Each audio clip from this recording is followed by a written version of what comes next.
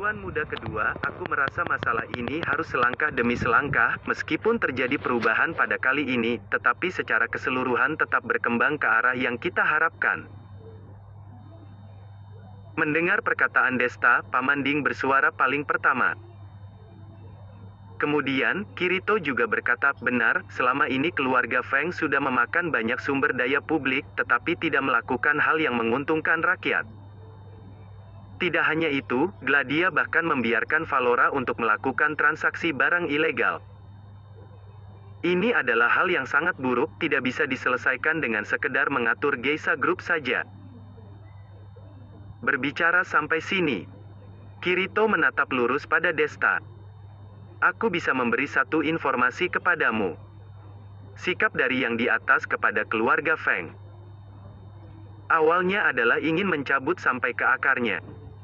Keluarga tua seperti ini, apabila muncul tunas yang rusak, maka pada dasarnya sudah rusak dari akarnya. Bahaya terselubungnya tidak akan bisa diselesaikan sepenuhnya jika hanya sekedar memotong dan memperbaikinya saja. Hanya saja mempertimbangkan bahwa keluarga Feng sudah mengakar secara dalam dan kuat di kota Yunhai. Efek samping dari langsung mencabutnya secara keseluruhan terlalu besar, sehingga berunding untuk menangani Geisha Group terlebih dahulu, tetapi hasilnya, siapa yang menyangka masalah akan menjadi seperti ini. Namun secara keseluruhan, aksimu kali ini secara tidak sengaja cocok dengan rencana awal dari yang di atas. Mendengar perkataan ini, Desta pun menghela napas lega. Sejujurnya, setelah memusnahkan keluarga Feng, dalam hati Desta lumayan khawatir apakah aksinya kali ini terlalu besar, membuat dirinya diawasi oleh yang di atas, lalu menjadi keluarga Feng yang kedua. Jika seperti itu, maka dia benar-benar celaka. Masih belum benar-benar menyempurnakan sayapnya. Masih belum menunggu sampai pemilihan penerus dimulai pun sudah ditaklukkan oleh pihak pemerintah. Maka dia benar-benar adalah mati terlebih dahulu sebelum mencapai keberhasilan akhir, membuat orang menangisinya di masa kelak. Sekarang mendengar perkataan Kirito, dalam hatinya pun sedikit tenang. Namun di saat ini, tiba-tiba Mingki berkata, Tuan Muda Kedua, berdasarkan penelitianku, sebenarnya keluarga Feng masih belum dimusnahkan sepenuhnya. Aku tahu akan hal ini, tidak perlu gelisah, Desta mengangguk dan berkata dengan senyum kecil. Keluarga Feng sebagai keluarga tua di kota Yunhai. Tentakelnya sudah lama merambat pada setiap pelosok di kota Yunhai. Jika ingin mencabut keluarga Feng dari akarnya sekaligus, sama sekali tidak mungkin. Seperti halnya kali ini, kelihatannya Desta membawa orang menyelinap ke dalam Gunung Kurama dan memusnahkan satu keluarga Feng sekaligus. Namun kenyataannya, ini hanyalah kerabat keluarga Feng saja. Di berbagai tempat di kota Yunhai, bahkan di daerah kota lain, masih ada sebagian anggota keluarga cabang dari keluarga Feng yang sedang bersembunyi dalam diam. Saat ini, keluarga utama sudah dimusnahkan. Para keluarga cabang akan segera mengangkat keluarga utama yang baru melalui prosedur tertentu, menggantikan Gladia sekeluarga untuk menguasai seluruh sumber daya keluarga Feng di kota Yunhai. Sementara apakah mereka akan membalas dendam kepada Desta, kemungkinannya masih lumayan kecil. Berdasarkan informasi yang didapatkan oleh Desta, para keluarga cabang dari keluarga Feng ini, sejak dulu tidak sedikit ditindas oleh keluarga utama. Adapun perusahaan yang didirikan susah payah oleh sebagian anggota keluarga dari keluarga cabang, dihancurkan oleh keluarga utama dalam semalam. Alasannya adalah karena mereka ingin merebut kedudukan keluarga utama. Dengan begitu, para keluarga cabang pun hanya berani marah dalam hati kepada Gladia sekeluarga, tetapi tidak berani untuk mengungkapkannya. Kali ini keluarga utama dimusnahkan, bagi para keluarga cabang itu sebaliknya adalah suatu hal yang baik. Meskipun tidak sampai datang berterima kasih kepada Desta, tetapi setidaknya tidak akan tumbuh niat untuk balas dendam. Kak Desta, kalau begitu sekarang apakah kita bisa menyatakan perang secara resmi kepada Akatsura? Urusan bisnis, Gaius tidak bisa mengelak dari tadi, sekarang melihat tidak ada yang bersuara, dia segera berkata. Alasan Akatsura bisa merajai kawasan pusat kota dari kota Yunhai adalah karena ada Geisha Group sebagai penopang di belakangnya. Geisha Group adalah salah satu perusahaan terbesar dari keluarga Feng. Sekarang setelah keluarga Feng menerima pukulan keras dan Geisha Group pun telah dikendalikan oleh para elit dari gedung Sky secara diam-diam. Akatsura yang sekecil itu tentu tidak akan menjadi ancaman. Desta mengangguk dan berkata, bisa melaksanakan perebutan bagian wilayah dengan sesuai, tetapi harus diperhatikan, jangan sampai melukai warga tidak bersalah, juga tidak boleh memengaruhi keteraturan sosial yang normal. Jika bisa tidak menumpahkan darah, gunakanlah teknik negosiasi yang damai untuk menaklukkan bagian wilayah. Lagi pula, uang yang kuberikan kepadamu sangat banyak, aku tidak percaya masih ada masalah yang tidak bisa diselesaikan dengan uang di dunia ini. Benar kata Kak Desta. Sekarang ini semua orang sangat menyayangi nyawa. Jika bisa diselesaikan dengan uang, siapa yang ingin beradu pedang dengan orang, tidakkah baik pergi menikmati hidup dengan uang, kata Gaius sambil tertawa keras. Kalau begitu, perubahan rencana tahap awal begini saja. Pihak Pamanding dan Mingki perlu lebih berusaha keras lagi, mengutus lebih banyak orang, sebisa mungkin merebut perusahaan yang berkekuatan besar di bawah nama keluarga Feng. Setelah keluarga Feng mengangkat keluarga utama yang baru, kita tidak akan menyentuh barang mereka lagi, anggap sebagai memberi muka kepada keluarga utama yang baru. Desta merenung sejenak dan mulai mengatur berbagai hal. Kirito yang mendengar di samping tidak tahan untuk mengerutkan bibir, dia bergumam dalam hati, Desta ini benar-benar kejam, melahap sebagian besar perusahaan keluarga Feng di tengah periode pengangkatan keluarga utama yang baru. Setelah keluarga utama memasuki Gunung Kurama nantinya, mungkin mereka akan sadar, keluarga Feng sudah tidak ada seberapa perusahaan besar yang berharga. Pada saat itu, keluarga Feng mungkin akan jatuh dari posisi keluarga tua di kota Yunhai, menjadi posisi menengah ke belakang di kalangan keluarga atas. Kerugian ini benar-benar terlalu besar. Baiklah. Maka rapat berakhir di sini. Semuanya sudah bekerja keras hari ini. Cepatlah pergi beristirahat, besok masih ada banyak pekerjaan yang harus dilakukan. Desta tersenyum dan berkata kepada beberapa orang yang ada di layar laptopnya. Mingki, Pamanding dan Gaius, mereka bertiga mengangguk kepala, lalu mengakhiri konferensi video. Sementara Kirito masih sedang berteriak keras, Desta, apa maksud perkataanmu, aku pun menjadi karyawan perusahaanmu? Apa maksudnya aku masih memiliki banyak pekerjaan yang harus dilakukan besok aku libur dan bermain di rumah, tidak melakukan pekerjaan. Desta meliriknya dan berkata sambil mengangkat bahu, kamu melakukan pekerjaan atau tidak, apa hubungannya denganku, perkataanku ini juga bukan ditujukan untukmu. Jika tidak ada hal lain maka aku tutup dulu, selamat tinggal untuk Anda. Kemudian, Desta langsung mengakhiri panggilan video, sama sekali tidak memberi Kirito kesempatan untuk mengusiknya. Di sisi lain, Kirito marah tak berdaya, dia merasa dirinya seperti sebuah manusia alat yang tidak memiliki perasaan, setelah kegunaan terakhirnya diperas habis, dia pun dibuang tanpa belas kasihan. Kenyataannya, Desta menutup telepon dengan begitu cemas, ada alasannya, dia khawatir Kirito akan menanyakan masalah terkait dengan dirinya dan Fang Mei. Saat ini, di antara banyak hal yang membuatnya pusing kepala, Fang Mei jelas adalah salah satunya. Namun, setelah dia mengundang perang dengan keluarga Fang pada malam ini, kakek Fang mestinya sudah tahu bahwa dia memiliki kekasih, dia pasti akan melarang Fang Mei untuk datang mencarinya lagi. Memikirkan hal ini, dalam hati Desta diam-diam terasa lega. Tepat ketika dia bersiap untuk berbaring dan tidur, pintu kamarnya tiba-tiba didorong terbuka, sebuah sosok bayangan sambil membungkuk, berlari menyelinap ke dalam kamar. Desta yang masih belum memejamkan matanya, seketika tertegun ketika melihat sosok bayangan itu. Ketika sosok bayangan itu tiba di samping kasur, barulah Desta berkata tiba-tiba, "Vero, kenapa kamu kemari?" Ah! Vero kaget dan kakinya terpeleset, segenap orangnya langsung terjatuh ke belakang.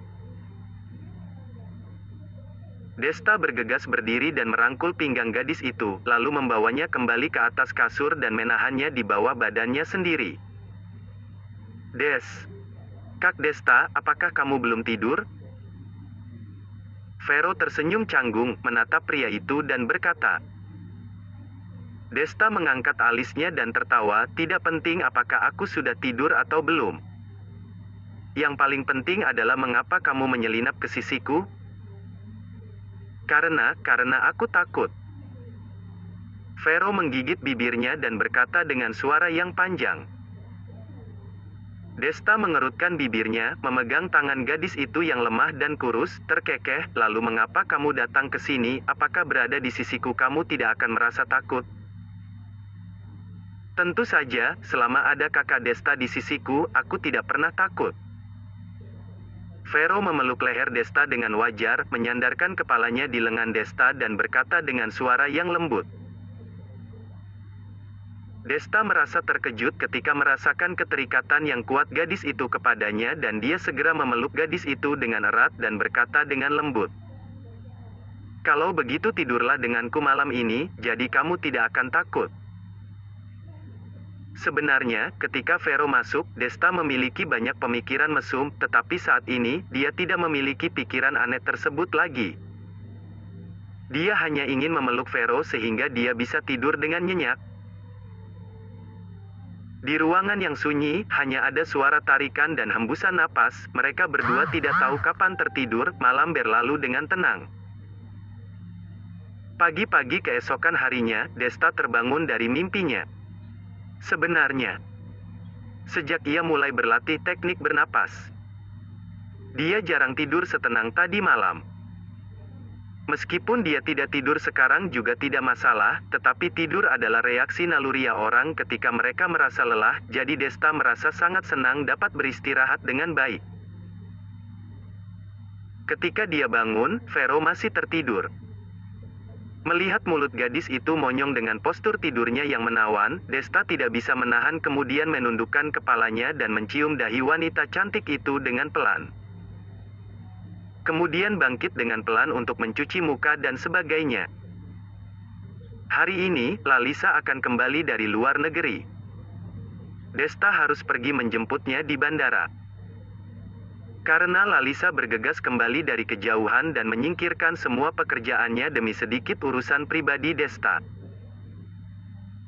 Dan untuk mencegah paparazi memperhatikannya, dia tidak memanggil Rose dan Jisoo kali ini. Jika mereka bertiga kembali bersama, maka akan menyebabkan terlalu banyak sensasi. Mengemudi ke bandara. Sudah jam 8.30 pagi, Desta telah menunggu di lobi bandara sejenak, kemudian dia melihat sosok wanita cantik mengenakan jaket coklat, topi bundar dan kacamata hitam berjalan keluar. Orang tersebut adalah Lalisa, meskipun dia membungkus dirinya dengan rapat, Desta tetap dapat mengenalinya dengan sekilas. "Lalisa, aku telah merepotkanmu harus kembali ke sini, biarkan aku membantumu membawa kopermu," kata Desta sambil tersenyum. Lalisa tidak terpikir Desta akan mengenalinya secara langsung. Awalnya dia ingin mempermainkan bos ini, tetapi tidak ada artinya lagi karena dia telah mengenalinya. "Desta, mengapa kamu dapat mengenaliku? Apakah perubahan aku tidak cukup?" tanya Lalisa dengan penasaran. Desta tertawa dan berkata, "Tidak, kamu telah menyembunyikan dengan baik. Namun, meskipun kacamata hitam telah menghalangi sebagian besar wajahmu, hanya memperhatikan temperamen tubuhmu, aku dapat memastikan bahwa orang tersebut adalah Lalisa. Ayo, cepat kita pergi dulu. Jika tidak, kemungkinan nanti kamu akan dikenali oleh beberapa penggemar setiamu. Pada saat itu, walaupun kita ingin pergi juga sangat sulit." Lalisa mendengar apa yang dikatakan Desta sangat masuk akal. Awalnya dia ingin bertanya seperti apa temperamen dirinya. Tetapi ketika dia mendengar perkataan Desta, dia juga mengangguk dengan cepat dan berkata, "Ya, kita segera masuk ke mobil, jika tidak nanti akan dikenali orang." Kali ini dia bergegas kembali ingin membalas budi Desta, sehingga dia membatalkan pertemuan para penggemar yang dijadwalkan di pagi hari. Jika diketahui oleh paparazzi bahwa dia telah berbohong dirinya sedang sakit dan kembali ke China hanya ingin bertemu seorang pria, pasti akan menyebabkan guncangan besar di dunia hiburan. Setelah masuk ke dalam mobil, Desta membawa Lalisa ke hotel kelas atas di kota Yunhai, yang juga merupakan industri gedung Sky. Pemiliknya adalah orang Desta. Dengan cara ini, Desta dapat menjamin bahwa berita Lalisa tinggal di sini tidak akan tersebar, setidaknya sebelum acara wisuda sekolahnya dimulai secara resmi, berita kembalinya Lalisa ke China tidak akan terbocor. Desta, aku telah membantumu hal yang begitu besar. Tidak perlu imbalan lain, cukup mentraktir aku makan, boleh. Setelah meletakkan koper, pertama-tama yang Lalisa lakukan adalah melepaskan jaket besar yang menutupi seluruh tubuhnya. Menunjukkan penampilan sosok yang cukup sempurna dan melampaui semua supermodel. Desta hanya meliriknya, kemudian segera mengalihkan pandangannya, karena takut melihat sebentar dan tidak bisa menahan diri lalu melakukan tindakan berlebihan. Dia terbatuk dan berkata, "Untuk makan malam, aku sudah memesan ruangan pribadi di Hotel Pesona. Masakan lokal di sana sangat otentik. Aku bisa membawa kamu pergi mencobanya. Selain itu, aku juga mengundang beberapa teman asramaku sehingga kita bisa makan sambil mendiskusikan acara apa yang cocok ditampilkan." Pada awalnya Lalisa mendengar bahwa dia bisa makan bersama dengan Desta. Dia merasa sangat bahagia, tetapi ketika dia mendengar bahwa ada orang lain, pandangan yang indah di matanya tiba-tiba menghilang. Tetapi dia segera menahan emosinya. Dia tertawa dan berkata, "Baiklah, awalnya mengira kali ini kembali ke China dapat santai, tetapi tidak terpikir sama seperti sedang bekerja, bahkan tidak punya waktu untuk beristirahat." Desta tersenyum meminta maaf dan berkata, "Benar-benar sangat merepotkanmu. Perayaan wisuda akan dimulai 3 hari kemudian. Jika kita tidak membahas acaranya secepat mungkin, aku khawatir kelulusan teman sekelas akan terpengaruh oleh kita. Maka asrama kami akan menjadi pendosa seluruh kelas." "Iya, aku hanya bercanda, kamu malah menganggapnya serius." Lalisa menggelengkan kepalanya dan menatap Desta. Desta ini, bagaimanapun merupakan bosnya. Mengapa dia tidak memiliki sedikit kesombongan pun? Jika merupakan bos lain, tidak akan berbicara begitu banyak omong kosong dengannya. Satu perintah memaksanya harus kembali, cukup melakukan saja, jika tidak langsung bertentangan. Ketika memikirkan masalah wisuda, Desta juga memikirkan mobil Phaetonnya yang hancur. Omong-omong, setelah berisik dengan Sakuya waktu itu, Sakuya bahkan mengancamnya dengan masalah keguguran dalam pemilihan. Jika tidak salah menebak, dia tidak bersedia membiarkan supir yang bernama Parmo membayar uang untuk ganti rugi. Tidak boleh begitu. Meskipun Desta tidak peduli dengan uang untuk memperbaiki mobil, dia hanya kesal mengapa orang lain dapat sembarang menghancurkan mobilnya dan tidak harus memikul tanggung jawab. Jika tidak ada hukuman ketika melakukan kesalahan, maka siapapun di dunia ini yang akan mematuhi aturan, semuanya dapat melakukan kesalahan sesuka hati mereka. Setelah menarik pemikirannya, Desta berkata kepada Lalisa, "Kalau begitu kamu istirahat dulu. Setelah duduk pesawat begitu lama, kamu pasti sangat lelah. Aku pergi mengatur beberapa urusan terlebih dahulu. Aku akan datang menjemputmu lagi di sore hari." Lalisa mengangguk dan menyaksikan kepergian Desta dari kamarnya. Setelah meninggalkan hotel, Desta langsung memanggil Rosimin dan yang lainnya, meminta mereka untuk mempersiapkan terlebih dahulu. Lalisa telah datang. Benarkah, Desta, kamu luar biasa? Melalui telepon terasa Rosimin sangat bahagia hingga melompat-lompat. Awalnya dia hanya memeluk niat untuk mencoba pergi mencari Desta, berharap dia bisa mengundang Lalisa, tapi dia belum pasti apakah berhasil atau tidak. Lagi pula tidak peduli seberapa baik hubungan antara Desta dan Lalisa secara pribadi, Lalisa merupakan tokoh publik, waktunya tidak pernah menjadi miliknya sendiri. Apakah dia dapat datang harus tergantung pada apakah perusahaannya mengizinkan dia pergi. Melihat acara wisuda akan segera dimulai, tidak ada kabar dari Desta, dan Rosimin sebagai kepala asrama sangat cemas hingga rambut hampir rontok semua. Sekarang dia akhirnya mendapatkan kabar dari Desta, dia tidak sabar untuk bergegas memeluk Desta. Setelah itu, keduanya membuat janji bertemu di Hotel Pesona pada sore hari dan memanggil anggota asrama lainnya untuk hadir. Bertemu dengan Lalisa dan makan bersama, kemudian mendiskusikan masalah pertunjukan apa yang akan ditampilkan. Setelah selesai mengatur semua ini, Desta pergi ke gedung Sky. Begitu tiba di depan perusahaan, dia melihat 7 atau 8 bus parkir di sana, dan beberapa karyawan lama perusahaan berjalan ke dalam mobil dengan membawa tas-tas besar. Jika tidak salah menebak, orang-orang ini merupakan para elit yang akan pergi bekerja di Geisha Group dan beberapa industri di bawah keluarga Feng. Ternyata benar, Desta melangkah maju ke depan langsung melihat Mingki yang sedang mengatur pekerjaan terkait. Wanita itu mengenakan jas kantor putih hari ini. Di bawah rok ketat putih, ada sepasang kaki yang ramping dan tinggi, berjalan bolak-balik, tidak tahu sudah menarik perhatian berapa pandangan lelaki. Tuan muda kedua.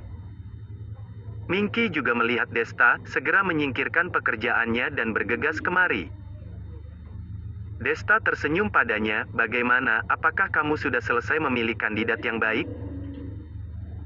Sudah selesai memilih, tetapi terdapat beberapa orang membeli rumah di dekat perusahaan sini. Jika demikian kedepannya mungkin sangat ribet untuk pulang pergi bekerja. Selain itu, meskipun banyak karyawan tidak mengatakan apa-apa, tetapi mereka merasa sangat tidak puas dengan pengaturan pekerjaan dan pengganti semacam ini. Aku takut hal ini akan mempengaruhi pekerjaan selanjutnya mereka.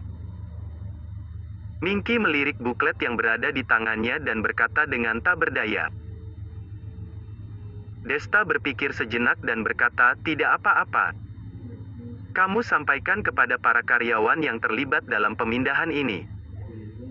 Jika mereka memasuki posisi baru, dapat beradaptasi dengan situasi dan menstabilkan posisi mereka dalam waktu seminggu, aku akan memberikan mereka masing-masing 1 orang 1 unit rumah. Suara Desta tidak terlalu keras, tetapi karena berada dekat dengan bus, sehingga semua karyawan di bus telah mendengarnya. Tiba-tiba, terdengar suara keributan yang ramai, banyak karyawan menjulurkan kepala keluar dari jendela mobil dan bertanya pada Desta dengan suara yang keras apakah hal ini serius. Perkataan Desta sudah terdengar oleh semua orang, sehingga dia melangkah ke depan dan berkata dengan keras, semuanya, kalian semua adalah elit perusahaan.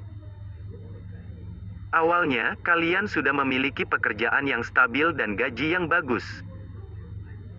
Sekarang karena beberapa perubahan dan keputusan perusahaan, kalian harus meninggalkan pekerjaan yang stabil dan pergi ke tempat asing untuk mulai berjuang lagi. Hal ini benar tidak adil bagi kalian. Sehingga untuk memudahkan perjalanan pulang pergi kalian, aku akan memberikan sebuah villa untuk masing-masing orang, jadi kamu tidak perlu khawatir.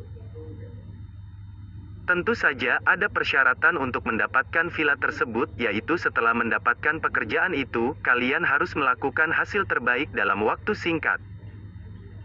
Hanya dengan cara ini kalian baru layak menempatkan nama elit dan layak atas villa yang akan kuberikan pada kalian. Apakah itu benar? Iya benar, tuan kedua sangat perkasa. Haha, CEO bijaksana. Mengikuti kakak Desta, rumah dan mobil semuanya pasti akan ada. Pujian terus bergema, dan mengubah suasana yang semula sedikit tertekan karena pergantian tempat kerja. Wajah semua orang dipenuhi oleh kegembiraan dan energi. Minky menatap Desta dari samping, hanya dalam beberapa kata langsung merubah semangat semua karyawan. Dia tidak bisa menahan perasaan bahwa tuan muda kedua ini benar-benar telah berubah banyak. Memikirkan kembali penampilan Desta yang pemalu dan tertutup ketika keduanya pertama kali bertemu. Dengan kesombongan sekarang hanya melambaikan tangan langsung memberikan lebih dari 10 villa. Kebanyakan orang tidak menyangka perbedaan sifat dahulu dan sekarang ini merupakan orang yang sama. Setelah itu, sekelompok karyawan elit melambai tangan kepada Desta dalam bas yang mulai berjalan lambat, berterima kasih kepada tuan kedua yang masih muda atas kemewahannya. Meskipun mereka bekerja di gedung Sky, gaji mereka jauh lebih baik daripada karyawan perusahaan biasa, tetapi hal-hal seperti rumah, terutama villa, tidak dapat dibeli dengan santai walaupun gaji tinggi. Saat ini banyak orang tinggal di rumah yang dibeli dengan pinjaman atau kredit, jadi siapa yang tidak senang jika mereka bisa mendapatkan villa gratis? Setelah menyelesaikan masalah ini, Desta kembali ke kantor dan memulai beberapa tugas harian. Sebenarnya ada Pamanding dan Minky, biasanya tidak ada yang perlu dilakukan Desta lagi.